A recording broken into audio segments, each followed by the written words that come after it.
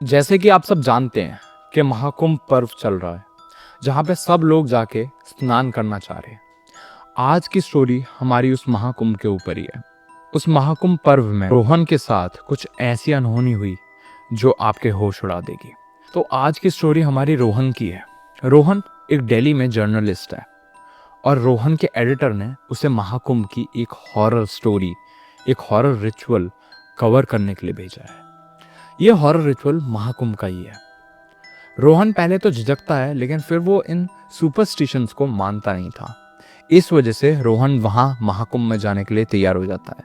उसने सोचा वहां पे स्नान भी करेगा और साथ में अपना काम भी कर लेगा। ये सोच के रोहन महाकुंभ की ओर निकल जाता है। जब वो महाकुंभ पहुंचता है तो वो वहां पे देखता है कि बहुत सारे लोग स्नान करने आए हुए हैं, लेकिन शाम तक और रात तक धीरे धीरे भीड़ खत्म हो जाती है। प्रयागराज पहुंच के रोहन महाकुंभ मेले को एक्सप्लोर कर रहा होता है। जैसे जैसे वो अंदर जाता है वो नए नए लोगों से मिलता है, अच्छी अच्छी फोटोज क्लिक करता है, अच्छे अच्छे शूट्स करता है और वहाँ पे नागा साधु की इमेजेस वगैरह भी लेता है और उनसे बातचीत करता है। जब वो एक नागा साधु से बातचीत कर रहा था तभी एक अघोरी बाबा साइड में बैठ के उसे देख रहे थे। वो रोहन को आवाज देते हैं, लेकिन रोहन जानबूझ के अनसुना कर देता है। उसे डर लगता है और वो आगे की तरफ भागना शुरू कर देता है। धीरे धीरे वो जब चल रहा होता है आगे की तरफ, अचानक से वही साधु उसके सामने आ जाते हैं और वो उससे एक चीज बोलते हैं, उन 7 आत्माओं का कर्ज अपने ऊपर मत लेना। वो समझ नहीं पाता कि वो किस कर्ज की बात कर रहे थे, लेकिन वो ये जान जाता है कि वो वही 7 आत्माएं जिसको कवर करने रोहन इतनी दूर से आया है और वो वही स्टोरी फॉलो कर रहा है। रोहन उनसे बोलता है कि मैं नहीं जानता कि आप किस चीज़ के बारे में बात कर रहे हो, लेकिन मैं तो यहाँ पे सिर्फ घूमने आया हूँ। तो साधु वापस बोलते हैं, उन 7 आत्माओं का कर्ज अपने ऊपर मत लेना, वो तुम्हें अपने साथ शामिल कर लेंगे। रोहन काफ़ी ज़्यादा डर जाता है और रोहन वहाँ से निकल जाता है। थोड़ी देर वो तट के करीब जाता है, कुछ खाता पीता है वहाँ पे और फिर स्नान करता है। स्नान करने के बाद वो एक किनारे में खड़ा हो जाता है और सबकी वीडियोस और फुटेजेस शूट कर रहा होता है। रोहन आज ज़्यादा अच्छा फील कर रहा था, खुश था, लेकिन कहीं ना कहीं उसको वो साधु की बात याद थी। इस वजह से वो डरा हुआ भी था, लेकिन उसे लगा कि कुछ होगा नहीं। इस वजह से वो एक किनारे पे जाता है और शूट कर रहा होता है। अचानक से वो थोड़ा भीड़ भाड़ इलाके से ज़्यादा दूर चला जाता है और दूर जाके वहाँ पे एक किनारे को शूट करता है जिस तट पे कोई भी नहीं था। थोड़ी दूर जाके जैसे ही वो देखता है तो उसे दिखता है कि 7 लोग उस तट पे धीरे धीरे उतर रहे हैं पानी में एक साथ, और पानी में उतरते ही स्नान ले रहे हैं। रोहन धीरे धीरे उनके पास जाता है और पास जाके उनकी वीडियो कवर करता है, उन्हें शूट कर रहा होता है, क्योंकि रात में 7 लोग ऐसे स्नान ले रहे हैं, अच्छा लग रहा था। करीब 10 बजे की बात होगी। रोहन साइड से कवर करता है। एक एंगल ऐसा उसे मिलता है जब वो जूम करता है और चेक करता है।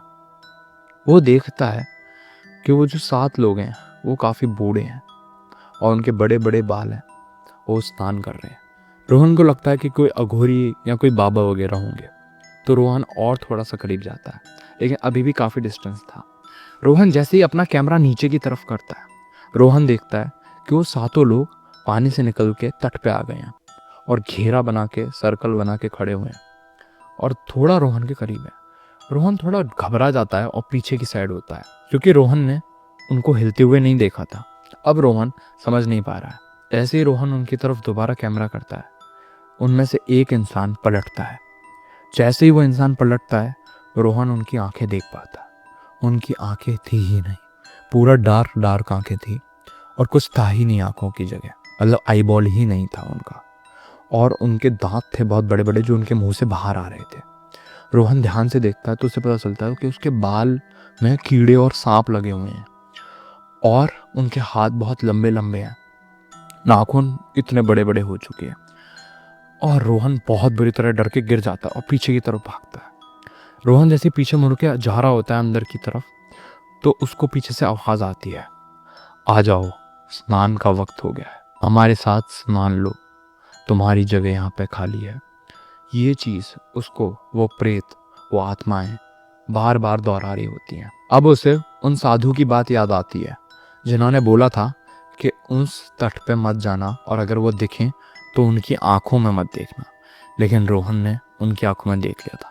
अब रोहन तेज तेज चल रहा होता है, लेकिन उसके कान में बार बार वही आवाज़ें आ रही हैं, आ जाओ, हम में शामिल हो जाओ, तुम्हारी जगह खाली है, आ जाओ, स्नान करते हैं साथ में, रोहन आ जाओ। ऐसे करके बार बार उस आवाज़, और वो आवाज़ जैसे जैसे वो चलता जा रहा है वो तेज़ होती जा रही है। रोहन की आंखें धुंधली हो चुकी हैं और रोहन पीछे मुड़ के देख रहा है।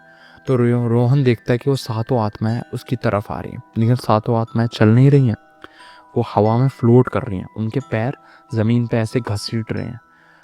ये चीज़ रोहन जब देखता है तो वो और घबरा जाता है, तेज़ तेज़ भागता है, कैमरा ले ला के, अपना कैमरा लेके वो तेज़ भाग रहा होता है। तेज़ भागते भागते अचानक से धूल वगैरह उड़ती है, उसकी आँख में मिट्टी से जाती है और वो घूमते घूमते आँख मीड़ते हुए अचानक से एक ठेली पे टकरा जाता है।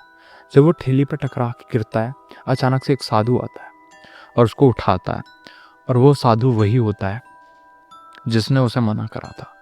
वो उठता है और वो पीछे देखता है कि अब उसके पीछे कोई प्रेत नहीं लगे हुए थे।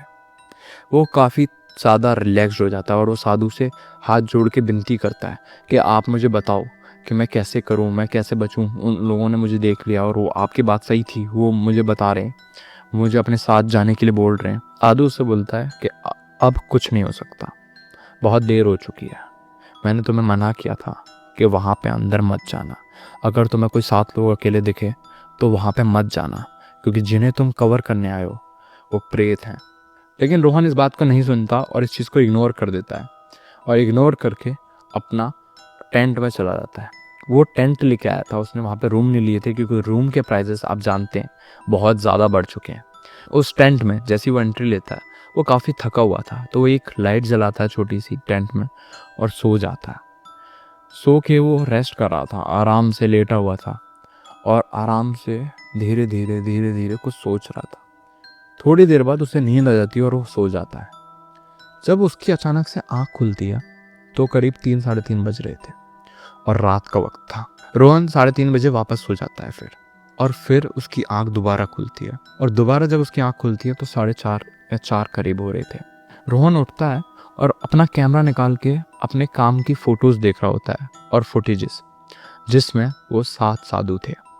लास्ट फुटेज जो रोहन देखता है वो उन्हीं 7 साधुओं की होती है जिसकी उसने स्नान करते वक्त फ़ोटो ली थी। अचानक से क्या होता है कि उसके टेंट की लाइट फ्लिकर करने लग जाती है और चारों तरफ से हवाएं चलती है। हवा चलने के साथ साथ उसे वही आवाज़ दोबारा शुरू हो जाती है आना कि स्नान का वक्त हो चुका है, आ जाओ, तुम्हारे आने का वक्त हो चुका है, हमारे साथ चलो।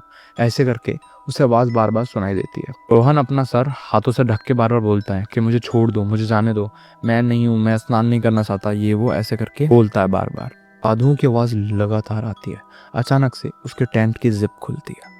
रोहन वापस घबरा जाता है, पसीना धीरे धीरे उसके माथे से उतर के नीचे जा रहा था और वो उसकी हार्ट बीट बहुत ज़्यादा बढ़ गई थी। रोहन जाता है और वो उस चेन को पकड़ लेता है जिससे कि चेन ना खुले। अचानक से क्या होता है कि झटके से वो चेन पूरी खुल जाती है, और चेन खुलती है तो रोहन सामने देखता है कि सामने कोई भी नहीं होता, लेकिन टेंट के ऊपर से एक हाथ आता है और रोहन को बाहर खींच लेता है। अगली सुबह वापस से मेला हुआ, वापस से लोग आए, वापस से लोगों ने स्नान किया, वापस से लोग मंदिरों में गए और वहाँ पे पूजा की। लेकिन रोहन का टेंट वैसे का वैसे ही पड़ा हुआ था। रोहन के टेंट में अब रोहन नहीं था तो सिर्फ वही एक कैमरा जिसमें लास्ट फोटो उन 7 साधुओं की थी।